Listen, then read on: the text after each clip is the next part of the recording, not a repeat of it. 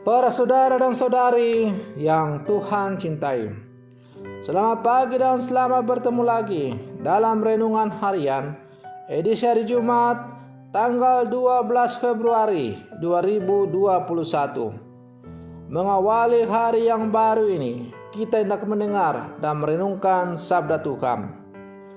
Marilah sebelum kita mendengar dan merenungkan sabda Tuhan, kita berdoa.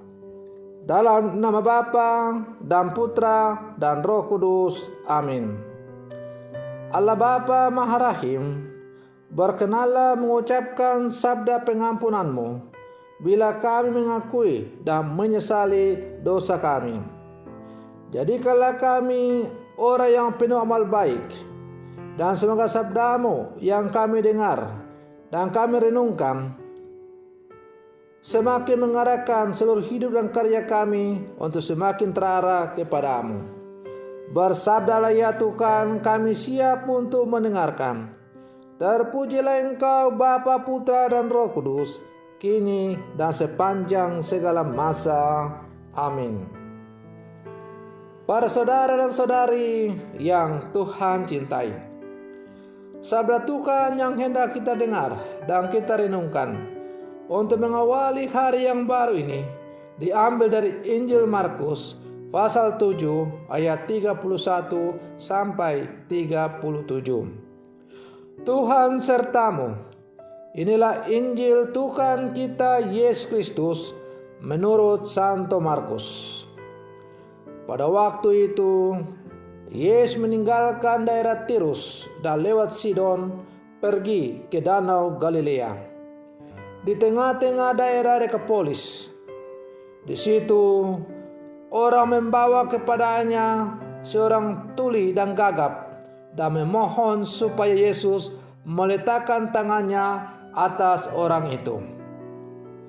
Maka Yesus memisahkan dia dari orang banyak sehingga mereka sendirian.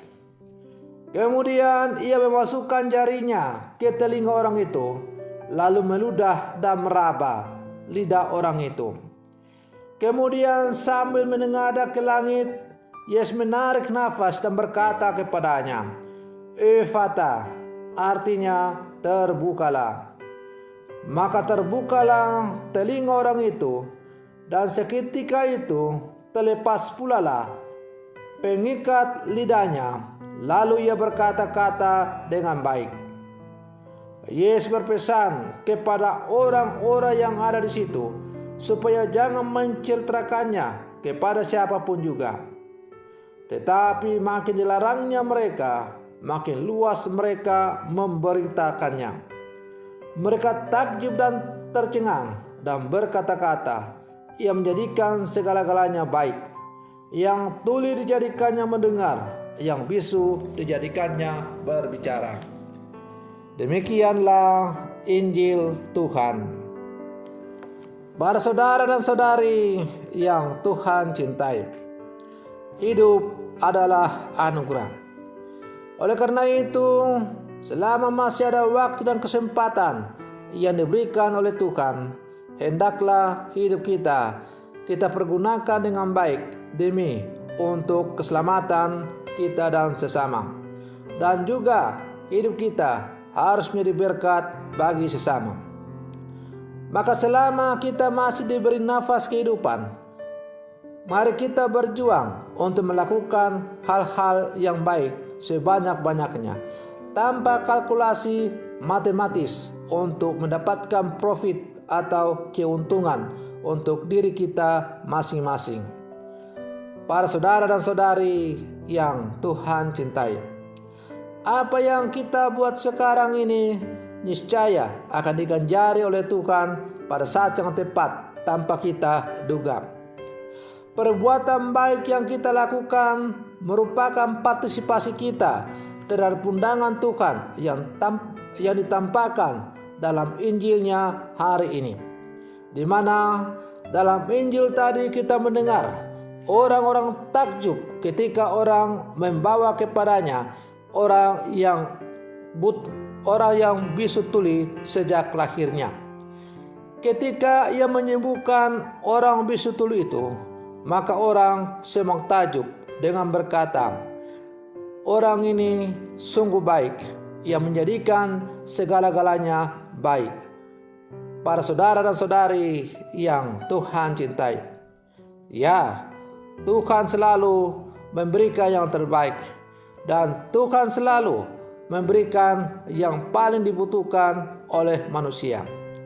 Tuhan tidak pernah mengecewakan manusia, tetapi Tuhan akan selalu menjadikan yang baik bagi manusia.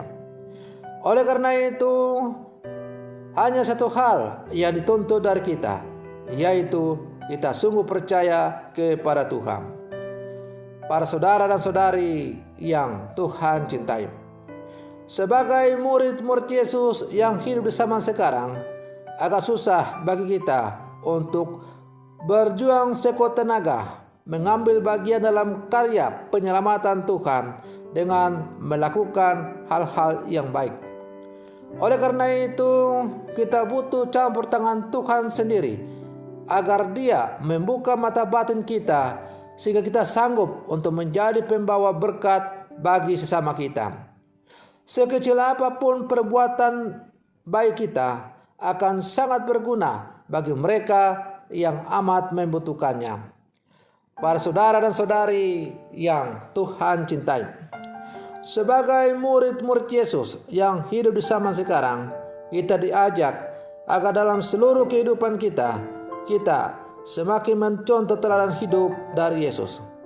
Kalau Yesus menjadikan segala-galanya yang baik, maka sebagai murid-murid Yesus yang telah dibaptis dalam nama Allah Tritunggal Maha Kudus, maka kita pun harus mengikuti apa yang diajarkan oleh Yesus.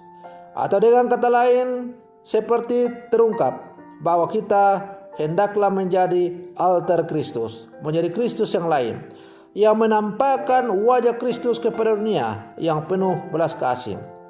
Maka kalau kita mampu menampakkan wajah Kristus kepada dunia dengan melakukan segala perbuatan baik sebagaimana diajarkan oleh Yesus, maka kita telah menjadi altar Kristus yang menampakkan wajah Kristus yang penuh kasih kepada sesama yang membutuhkannya.